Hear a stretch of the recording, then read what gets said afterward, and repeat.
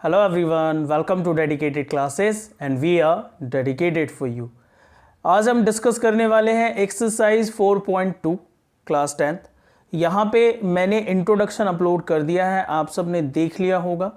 नहीं देखा है तो देखो, लाइक करो, शेयर करो अपने फ्रेंड्स के साथ और चैनल को वहाँ तक पहुँचाओ जहाँ तक इसको पहुँचना चाहिए।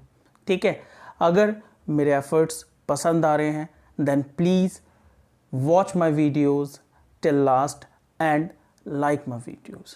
चलिए अब हम ये देखते हैं कि इस एक्सरसाइज के अंदर क्या करना है। आपको कह रहा है कि find the roots by factorisation. Question number 1 में एक्सरसाइज 4.2 क्लास 10th कह रहा है कि जितने भी नीचे क्वाड्रेटिक इक्वेशन दे रखी है उन सबको सॉल्व करो फैक्टराइजेशन से। ठीक है, रूट सॉल्यूशन सब एक ही बात है, आपको पता है अच्छे से।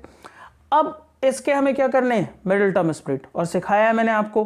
इंट्रो देख लीजिए अगर आपको मिडिल टर्म स्प्लिट नहीं आता है तो, क्योंकि यहां पे ज्यादा डिस्कस नहीं करने वाले हैं, just we are going to solve the questions. Clear?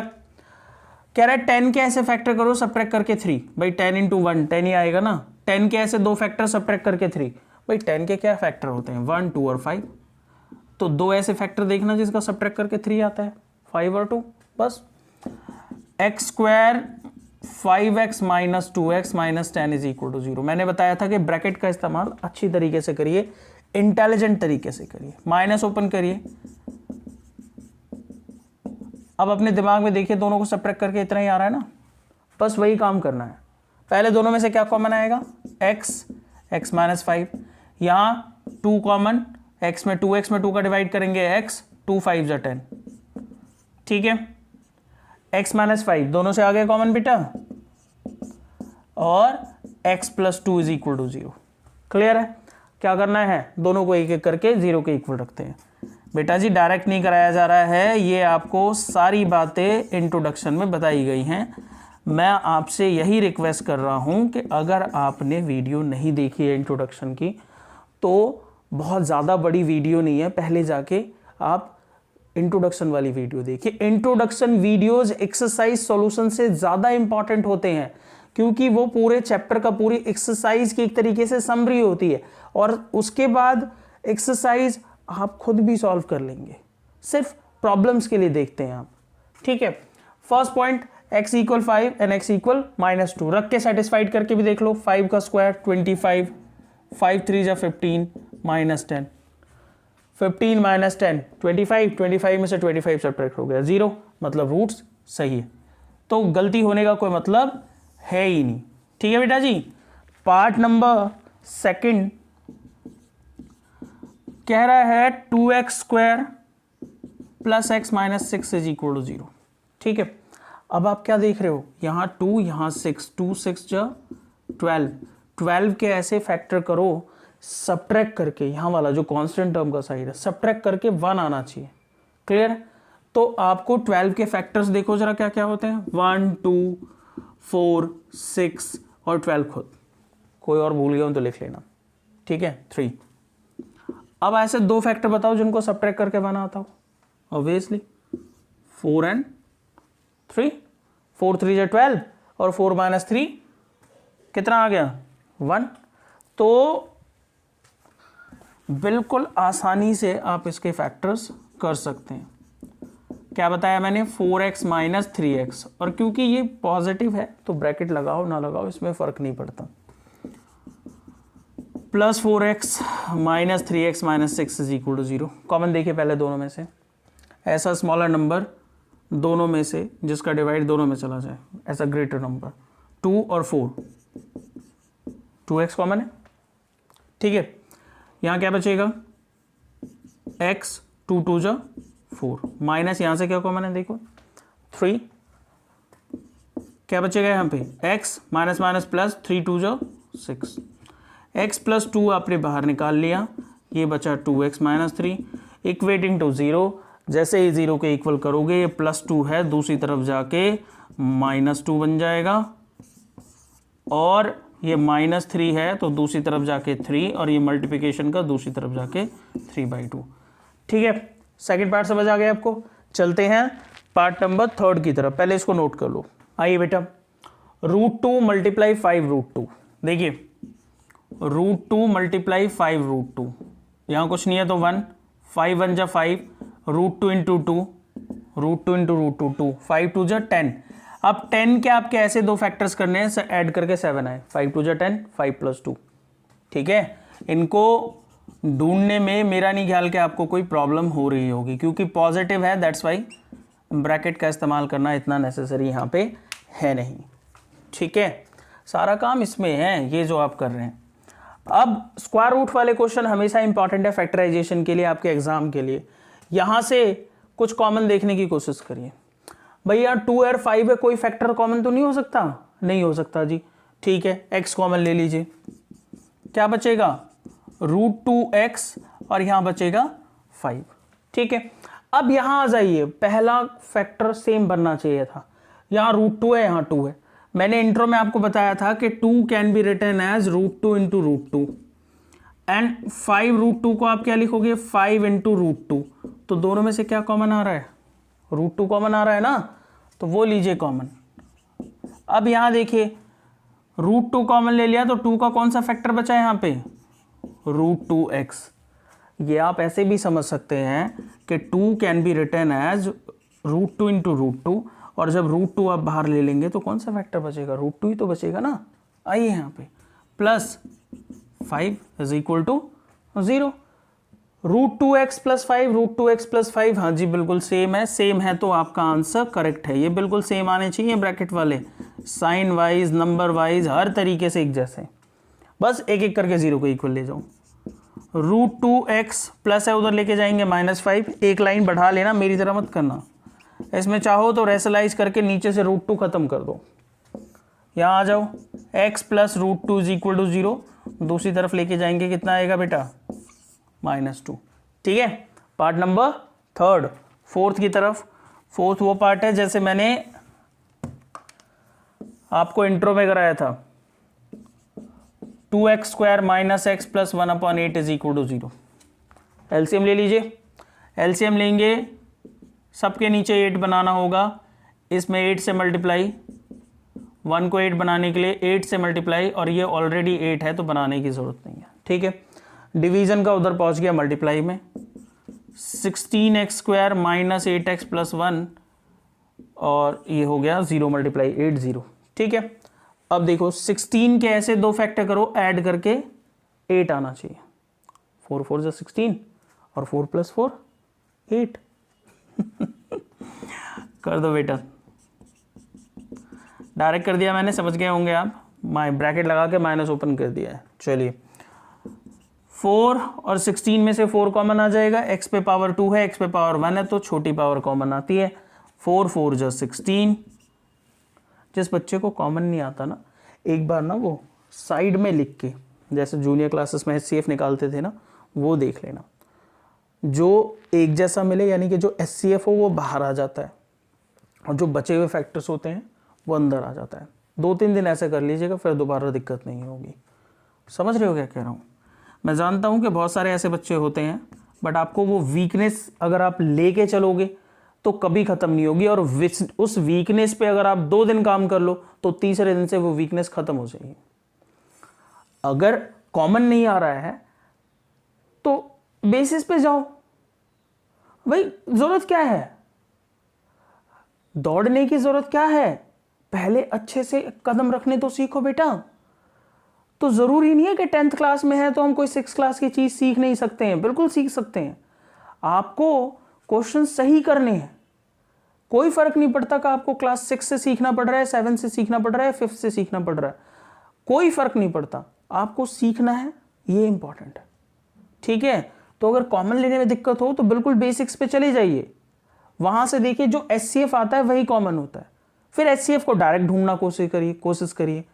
जब भी ऐसे 2 नंबर हो तो जो ग्रेटर नंबर होता है, इनमें से जो स्मॉलर नंबर होता है, पहले उसको देख लेते हैं, क्या इसका डिवाइड इसमें जा रहा है तो वो कॉमन है, नहीं तो इसके छोटे फैक्टर्स देखते हैं। आ जाइए, -1 कॉमन यहाँ पे, क्यों? क्योंकि 4 और 1 का कोई भी फैक्टर कॉमन नहीं है अदर देन 1। माइनस कॉमन इसलिए लिया है कि इसका साइन चेंज हो, ये माइनस का क्या हो जाएगा प्लस, और ये प्लस का क्या हो जाएगा माइनस, ये बराबर आ गए ना। इनको आपको बराबर करना है हमेशा, याद रखिए। 4x - 1 यहाँ बचा 4x minus 1 is equal to 0। ये आया 4x माइनस 1, एक एक करके 0 के इक्वल रख रहे हैं, एक स्टेप बढ़ा देना भाई। यहाँ भी भाई 4x minus 1 is equal to 0, इस तरीके से बोलता हूँ 4x is equal to 1 and x is equal to 1/4। दो तीन बातें ध्यान देखिए इसमें। देखिए जो दोनों रूट्स थे वो अलग अलग थे। कैसे थे? अलग अलग। आंसर अलग अलग आए ना। आगे की एक्सरसाइज में आप पढ़ोगे roots are same, roots are different, तो इसका मतलब क्या होगा? डिफरेंट का मतलब दोनों आंसर्स अलग अलग, एंड रूट्स आर सेम का मतलब दोनों आंसर सेम। ये भी सेम आ रहा है, ये भी सेम आ रहा है। क्लियर है क्या कह रहा हूँ? दोनों नेगेटिव है, दोनों पॉजिटिव है। तो जब भी हम रूट्स की बात करेंगे तो हम इसी सॉल्यूशन की बात कर रहे होंगे। ये था मेरा ख्याल है पार्ट नंबर 4। चलिए पार्ट नंबर 5 और देख लेते हैं। एंड आई होप सो कि आपको दिख भी रहा हो बढ़िया तरीके से। ये है 100x² minus 10x 20x sorry plus 1 is equal to 0। बताना बेटा 100 इंटू 1 100 के ऐसे दो फैक्टर बताओ कि ऐड करके 20 आए। 6 क्लास का बच्चा जो है टेबल लर्न करके बता रहा है सर 10 इंटू 10 100, 10 प्लस 10 20। अरे हाँ बोलो ना जल्दी फटाफट। हाँ शाबाश। ये मत सुना करो, ये मत सोचा करो कि मैं सुन नहीं रहा हूँ, मैं फील कर रहा हूँ। ठीक है? अरे इनमें कोई प्रॉब्लम थोड़ी ना है, माइनस की मल्टीप्लाई कर रहे हैं भाई। कॉमन देखो 10 और 100, छोटा कौन सा बताया मैंने? 10 देखो इसमें डिवाइड जा रहा है जी। 10x कॉमन, 10 10 जा 100, और यहाँ कुछ नहीं बचा बेचारे को 1 दे दो। जहाँ कुछ नहीं बचता डिवीजन करके कितना आता है 1 दया करो उस पर। यहाँ माइनस और यहाँ प्लस, क्या कॉमन आएगा? अरे बेटा 10 और 1 में कौन सा कॉमन फैक्टर होगा? 1। 10x माइनस 1, ये भी देख लिया करो, बिल्कुल सेम नंबर बच रहे हैं, यही तो -1 ही तो कॉमन आने वाला है, 1 या -1। 10x माइनस 1 और ये दूसरा आ गया जी 10x minus 1 is equal to 0। एक एक करके 0 के इक्वल रखेंगे। 10x is equal to 1 and x is equal to 1/10। ऐसे ही दूसरे पार्ट को 10x minus 1 is equal to 0, x is equal to 1/10। तो आपने क्या देखा कि रूट्स आर सेम, इक्वल आ रहे हैं ना। क्लियर है? चलिए क्वेश्चन नंबर 1 निपटता है, क्वेश्चन नंबर 2 को टारगेट करते हैं। क्वेश्चन नंबर 2 कह रहा है that solve the problem given in example number 1। जब भी आप क्लास 10th चैप्टर नंबर 4 की प्लेलिस्ट में जाएंगे तो जो फर्स्ट वीडियो है वो इंट्रोडक्शन की वीडियो है। उसके अंदर 4.1 का इंट्रोडक्शन दिया है। वहां मैंने ये दोनों एग्जाम्पल जो हैं उनकी इक्वेशंस बना दी है। जस्ट आपको उसको फैक्टराइज करके सॉल्व करना है। वहां पे सिर्फ इक्वेशन बना के छोड़ी थी। ठीक है, कर लेंगे होप सो आप लोग। अगर कोई प्रॉब्लम हो तो मुझे बताना। क्या बताया मैंने? 4.1 इंट्रोडक्शन में मिल जाएंगे आपको, और बहुत बढ़िया तरीके से समझाया। चलिए question number 3, find two numbers whose sum is 27 and product is 182। ये भी कराया हुआ है। ठीक है, आइए मेरी बात ध्यान से समझिए। तब हम क्या कर रहे थे? क्वाड्रेटिक इक्वेशन बना के छोड़ दे रहे थे। यहां पे वो कह रहा है नंबर्स फाइंड करिए। वो ये नहीं कह रहा हम क्या फाइंड करना चाह रहे हैं, वो कह रहा है फाइंड करिए। It means you have to solve that equation also. Form करेंगे जैसे किया था और फिर सॉल्व करेंगे। अगर आप फर्स्ट एक्सरसाइज से मुझे फॉलो कर रहे हैं तो आपको नाम मात्र की भी दिक्कत नहीं होने वाली है।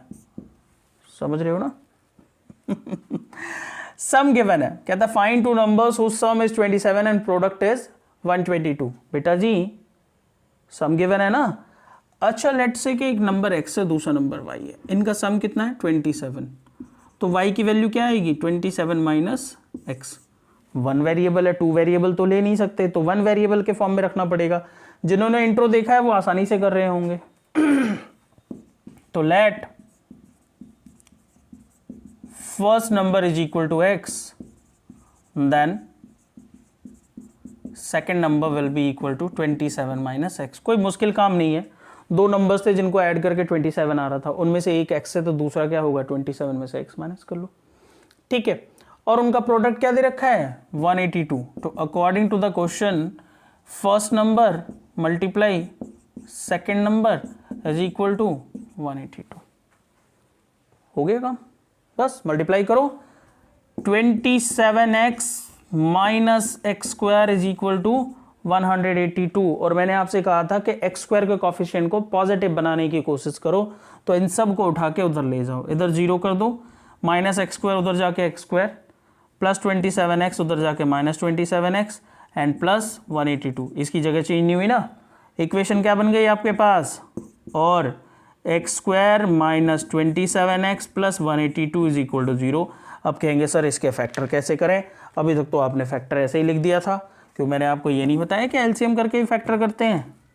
अब भाई 182 बड़ा नंबर है, इसके फैक्टर नॉर्मली तो होगा नहीं, तो इसका हम क्या करेंगे, एलसीएम करेंगे।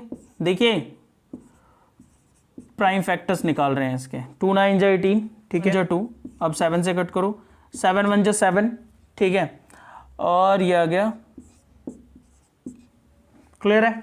आपको क्या करना है, दो ऐसे फैक्टर्स बनाने हैं जो ऐड करके 27 आए, तो दोनों बड़े नंबर होंगे, आइडिया लगाओ थोड़ा सा, इनको आपस में एडजस्ट करो, 7 2 जा 14 और ये 13, इसमें कोई एडजस्टमेंट में ये नहीं है कि ऑर्डर वाइज लेना है, कहीं भी रैंडम अरेंज कर सकते हैं। आपको ध्यान क्या करना है, ऐड करना है 27, तो दोनों बड़े नंबर होंगे। मान लो 1 होता, सब्ट्रैक्ट करना है तो दोनों नंबर छोटे होते, है ना, ऐसे नंबर्स होते जिनको सब्ट्रैक्ट करके बना रहा है। क्लियर है क्या कह रहा हूँ।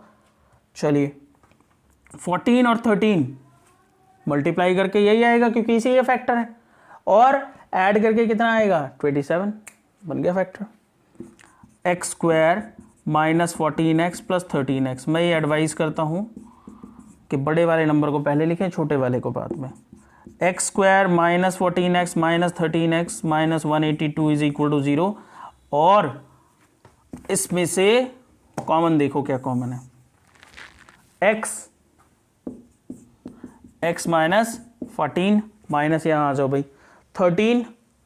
अब हमें ये चेक करना है कि 13 का डिवाइड 182 में जाएगा या नहीं जाएगा, क्यों नहीं जाएगा, अभी तो चेक किया था फैक्टर है, 13 1 जा 13 और ये बचा जी 5 52, 13 4 जा 52, आ गया समझ में। x माइनस 14 बाहर आ गया और x माइनस 13 बाहर आ गया, x minus 14 is equal to 0, then x is equal to 14, x minus 13 is equal to 0, then x is equal to 13। आपका आंसर अभी नहीं हुआ, अभी रिजल्ट बाकी है। कह रहा है कि find both number, find 2 numbers, तो अब यहां से 2 आंसर आए, कौन सा रखें, तो बेटा जी मेरी बात बहुत ध्यान से सुनिएगा। देखिए if first number is equal to 14, second number हमेशा आपने जहां लेट किया वहां वैल्यू पुट करनी पड़ेगी, 27 माइनस 14 कितना आएगा 13, तो आंसर क्या हुआ 14 और 13। और दूसरा पार्ट देखते हैं, if first number is equal to 13 then second number will be equal to 27 minus 13 is equal to 14। तो ऑर्डर से कोई फर्क पड़ ही नहीं रहा, तो आप कोई भी आंसर लिखो वो करेक्ट होगा, और 13 14, ठीक है, ब्रैकेट में मत लिखना है, इसको वैसे ही लिखना है फर्स्ट नंबर और, क्लियर। तो इस तरीके से क्वेश्चन नंबर 3 कंप्लीट। 4 करते हैं। नेक्स्ट क्वेश्चन कह रहा है find 2 consecutive integers sum of whose square is 365, यानी कि 2 कंसेक्यूटिव इंटीजर्स लेने हैं जिनके स्क्वायर का सम कितना है 365। समझ रहे हो। इंट्रोडक्शन में मैंने आपको क्या बताया था कि आप कोई भी कंसेक्यूटिव नंबर लेते हैं, इंटीजर्स हो, होल नंबर हो, कुछ भी हो, हमेशा लेट करते हैं, late 2 consecutive integers are x and x plus 1। आपने दोनों consecutive integers क्या लेट कर लिए, एक x और दूसरा x plus 1। consecutive वही तो होगा जो लगातार आ रहा है। कह रहा है the sum of whose square is 365। according to the question, अगर आप इनके स्क्वायर को जोड़ते हैं, यानी कि स्क्वायर तो करना ही करना है, पर उनका क्या करना है, सम करना है, तो आंसर कितना आता है 365। वही तो कह रहा है बेटा, क्या कह रहा है कि फर्स्ट का स्क्वायर करो, सेकंड का स्क्वायर करो और उन दोनों को ऐड कर दो, तो आंसर कितना आता है 365। बहुत ओरली तो आप सबको कर सकते हो, कोई दिक्कत नहीं है। इसलिए रिप्रेजेंटेशन यहाँ से सीखिए और क्वेश्चंस को सॉल्व करना सीखिए, बिल्कुल आसान है, कोई दिक्कत नहीं है। इसका whole square, and I hope so कि आप समझ रहे होंगे, x square plus x square 2x square plus 2x, 1 ये इसको इधर से लेके आइए, +1 माइनस 365 इज इक्वल टू 0 करिए, स्क्वायर प्लस 2x, 365 में से 1 गया, ऑब्वियसली सब्ट्रैक्ट करेंगे, एक पॉजिटिव है एक नेगेटिव है, 364 इज इक्वल टू 0, कॉमन ले लीजिए बेटा।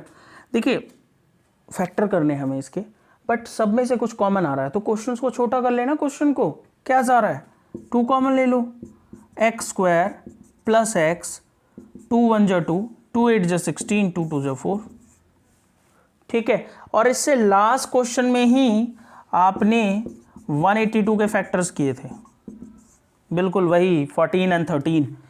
अब कह रहा है, पिछली बार ऐड करके 27 करने के लिए कह रहा था, अब कह रहा है सब्ट्रैक्ट करके कितना आना चाहिए, 1 आना चाहिए, तो 14 माइनस 13 आ गया, है ना।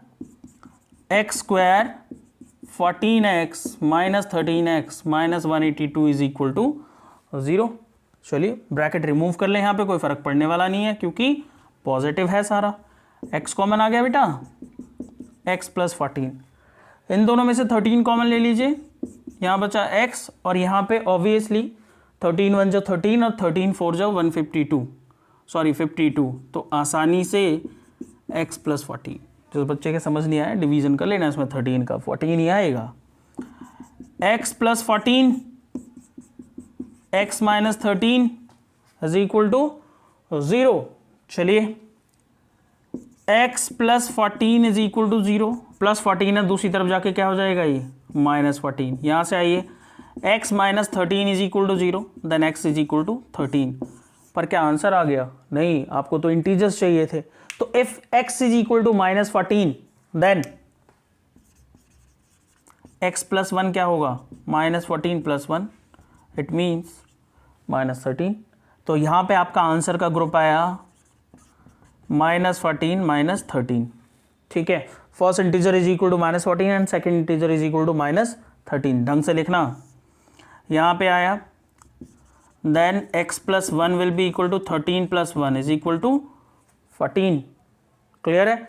तो फर्स्ट इंटीजर यहाँ पे क्या आया, first will be equal to 13, कैसे भी लिख लो भाई, और नेक्स्ट कौन सा आया 14। अब जरा स्क्वायर करके देखिए हमारा आंसर करेक्ट है भी या नहीं, तो बेटा माइनस 14 का स्क्वायर क्या होता है, माइनस का स्क्वायर प्लस, और 14 का स्क्वायर 196, ठीक है, और 13 का स्क्वायर 169, और दोनों को ऐड कर दे तो 5 और ये आ गया 6 और ये आ गया 3, और यहाँ भी वही नंबर है जैसे आगे पीछे है, नेगेटिव पॉजिटिव से स्क्वायर का कोई फर्क पड़ता नहीं। तो होप सो कि आपके क्वेश्चन समझ में आया होगा, आपको दोनों आंसर्स लिखने पड़ेंगे वरना आपका आंसर अधूरा माना जाएगा और मार्क्स आपको कम मिलेंगे। चलते हैं नेक्स्ट क्वेश्चन की तरफ। कह रहा है the altitude of a right triangle is 7 centimetre less than it's base. Right triangle बना लेते हैं एक बार समझने के लिए। आइए, राइट ट्राइंगल के अंदर आप भी जानते हैं कि जो राइट एंगल के सामने वाली साइड होती है उसको हाइपोटेनियस बोलते हैं, पता है ना आपको। तो इस हाइपोटेनियस की वैल्यू दे रखी है, इफ हाइपोटेनियस इज 13 सेंटीमीटर। तो चलो जी इसकी कहानी खत्म हो गई। लेट्स से कि ABC कोई राइट एंगल ट्राइंगल है। अब वो कहता है कि जो ऑल्टीट्यूड है, ऑल्टीट्यूड हाइट होती है, BC यहाँ पे ऑल्टीट्यूड है, BC जो है वो AB यानी बेस से 7 सेंटीमीटर कम है। किससे कम है? बेस से। क्या बताया था आपको, रिलेशन ढूंढना है, किससे कम है? बेस से। तो बेस को लेट करेंगे। समझ आ रही है बात क्या कह रहा हूं? Let ABC is a right angle triangle. Right angle triangle at B, कि भाई राइट एंगल कहां पे है? B पे, ठीक है। चलो जी, and base AB is equal to X unit, क्योंकि यहां सेंटीमीटर दे रखा है तो सेंटीमीटर लेंगे, ठीक है। देन ऑल्टीट्यूड, समझो क्या, BC कितना होगा, बेस से कम। तो सीधी बात, समझने वाली बात ये है कि x है तो ये कितना होगा, x-7। ये तो रिप्रेजेंटेशन है, फालतू की बात है, नंबर मिलते हैं फालतू की नहीं है। ध्यान रखना, इसके बगैर नंबर आपको मिलेंगे नहीं। जो आप कर रहे हो उसको एक्सप्रेस करना तो सीखोगे ना। लॉजिक क्या है, जब बेस होगा तो ऑल्टीट्यूड आ जाएगा। कोई रट्टाफिकेशन नहीं किसी भी चीज में, किसी भी तरीके की इक्वेशन आए आप हमेशा फॉर्म कर लेंगे। ट्राइंगल से रिलेटेड इक्वेशंस आ जाती हैं। चलिए, अब वो कह रहा है कि फाइंड द अदर साइड। तो बेटा राइट एंगल ट्राइंगल, तीनों साइड गिवन है, कोई रिलेशन याद आता होगा आपको, बिल्कुल याद आता है, by Pythagoras theorem. What we have, hypotenuse square, base square, perpendicular square is equal to hypotenuse square. Clear है?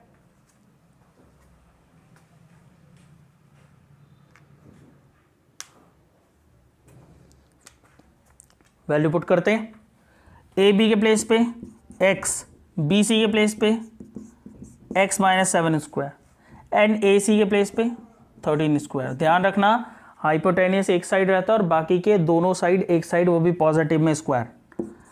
एक्स स्क्वायर, इसका स्क्वायर खोलो, ए स्क्वायर बी स्क्वायर -2ab। अब मैं ये मानता हूँ कि ये सब आपको बढ़िया तरीके से आता है, बहुत सारा पढ़ चुके हैं आप, आसानी से आता होगा। चलिए, x square plus x square 2x square -14x plus 49 -169। देखिए ऑर्डर में लगा लेते हैं एक, उससे क्या होता है कि हमारा काम आसान हो जाता है। चलिए आइए, इसको आप चाहें तो ज़रूरी नहीं है कि आप इसके नाम लिखें, आप नॉर्मल भी लेट कर सकते हैं। Base is equal to x, altitude is x-7, hypotenuse is equal to 13, then Pythagoras theorem. नाम लिख के अगर आप कंफ्यूज होते हैं तो, वैसे होना तो नहीं चाहिए। 2x स्क्वायर -14x, इसमें से इसको माइनस करो 120, 2 कॉमन ले लो, सारे में से आ रहा है। जब भी सारे में से कॉमन आ रहा हो तो ले लिया करो, कैलकुलेशन आसान होती है। एक्स स्क्वायर -7x और ये आ गया जी 60। चले जाओ, 0 में चले जाओ, तुम्हें मेरी ज़रूरत नहीं है और मुझे तुम्हारी ज़रूरत नहीं है ना भाई। 60 के दो ऐसे फैक्टर बताओ जरा जिसको सब्ट्रैक्ट करके कितना है, 7। 12x - 5x, सब्ट्रैक्ट करके 7, 12 5 जो 60। X square -12x plus 5x और ये आ गया बेटा जी माइनस का 60 इज इक्वल टू 0। क्या कॉमन है पहले दोनों में से, x कॉमन है। यहाँ से 5 कॉमन है बेटा जी। आइए, x - 12 is equal to 0 and x - 12 and x + 5 is equal to 0। इसे 0 के इक्वल रखोगे तो x की वैल्यू आएगी 12 और इसे रखोगे तो x की वैल्यू आएगी -5। उसके बाद की डिस्कशन थोड़ी सी यहाँ पे जरा सा देखो आप, x क्या है, ट्राइंगल की साइड कभी नेगेटिव हो सकती है, कभी नहीं। तो ये वैल्यू दैट्स वाई नेग्लेक्ट कर देंगे, बोलेंगे कि ट्राइंगल की साइड कभी नेगेटिव नहीं हो सकती है, that's why x must be equal to 12। आ जाइए इधर, होप सो के दिख रहा हो आपको। Since x can not be equal to -5, एक बात यहाँ पे कैंसिल हो गई, therefore x is equal to 12। Clear है? अब सारी बातें आपने जो लिखी है वो कर दो। So base is equal to x centimetre means 12 centimetre and altitude is equal to x - 7, it means 12 - 7 5 centimetre. Verify करके देख लो, 12 स्क्वायर 144, 5 स्क्वायर 25, दोनों को ऐड करोगे तो कितना आएगा 169, 13 का स्क्वायर। क्लियर है? लास्ट क्वेश्चन है, इसको जरा ध्यान से देखते हैं। कहता है cottage industry produces a certain number of pottery articles. ठीक है, अब ध्यान से समझिए, कोई भी एक आर्टिकल है जिसको बनाया जा रहा है एक फैक्ट्री के अंदर। ठीक है, चलिए, इट वाज, भाई जैसे मिट्टी के बर्तन हो गए, बाकी सारी चीजें हो गई, it was observe on a particular day that the cost of production of each article. एक पर्टिकुलर डे लिया गया, उस दिन देखा गया कि कितने आर्टिकल प्रोड्यूस्ड हुए, ठीक है, और कॉस्ट क्या आई ईच आर्टिकल की। समझ रहे हो क्या कह रहा हूं?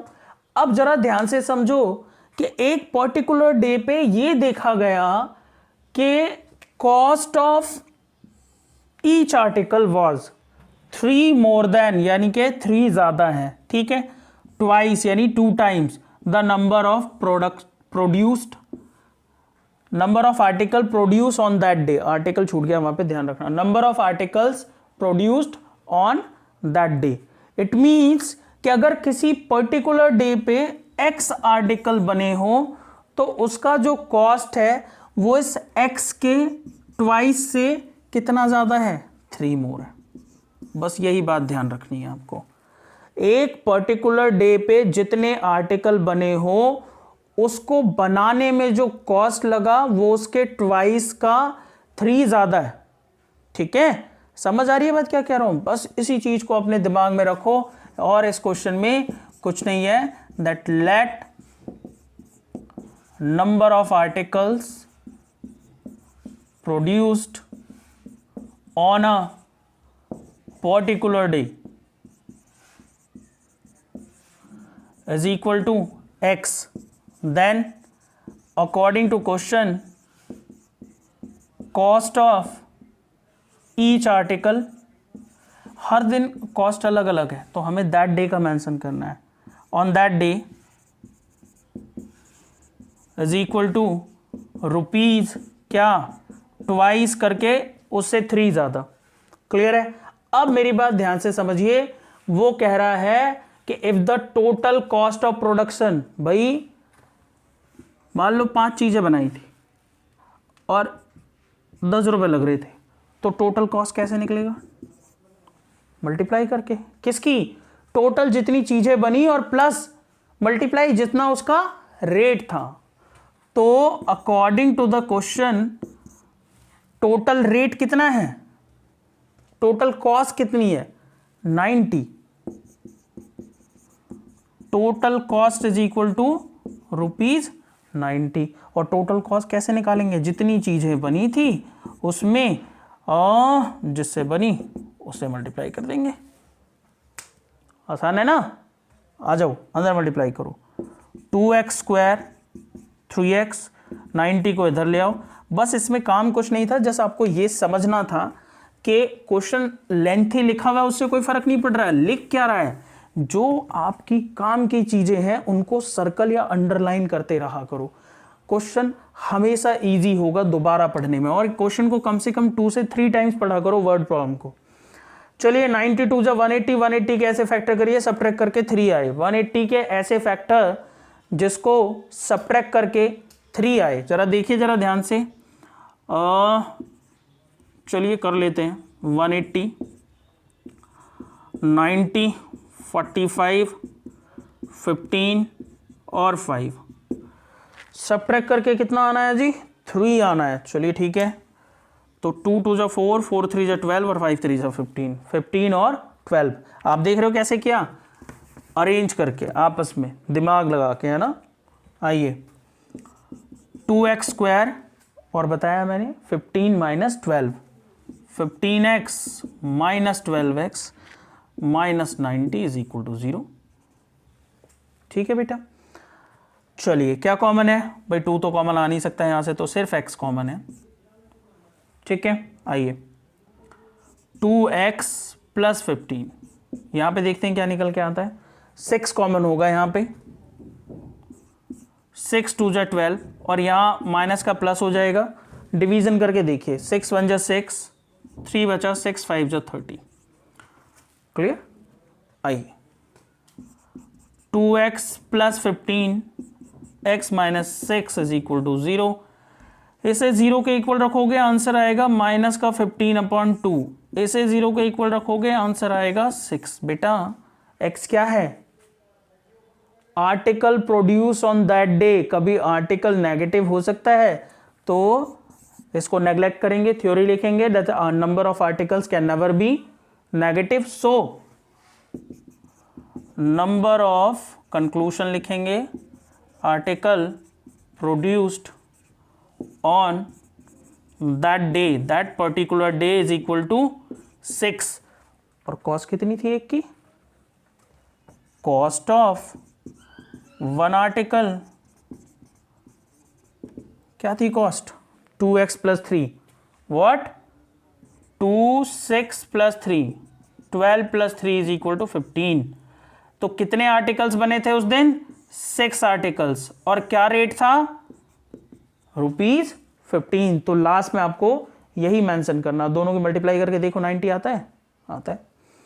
तो अच्छी एक्सरसाइज है, इसके सारे एग्जाम्पल्स आपको करने हैं, ट्राई करना है कि बिल्कुल एक एक क्वेश्चन आपकी फिंगर्स पे हो, इतने बार आप प्रैक्टिस कर लें और इतनी ज़्यादा अच्छे तरीके से समझें, ठीक है। Best of luck for your future. Videos को लाइक करिए, शेयर करिए, सब्सक्राइब करिए। कुछ समझ ना आ रहा हो तो कमेंट बॉक्स में कमेंट करिए, I will definitely work on it, ठीक है। Thank you so much.